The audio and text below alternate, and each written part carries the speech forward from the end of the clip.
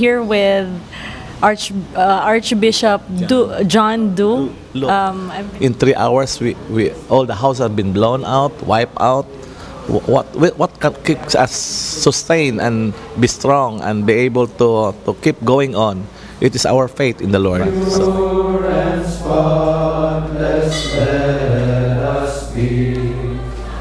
This is our gymnasium. That's a gymnasium used by the seminary. It's a seminary compound. We have that chapel over there. We just repaired the chapel. That's the chapel roof. It's just repaired. This is the minor seminary. The next is a college seminary. Then we have still our college seminary, and the other one is the theology. So this is actually seminary compound. These are seminarians, high school seminarians, minor seminary.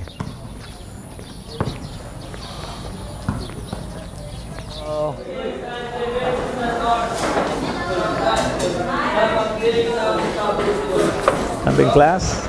Okay. I have brother friends, seminarians. Turn on, we have turn on. Okay. Singing.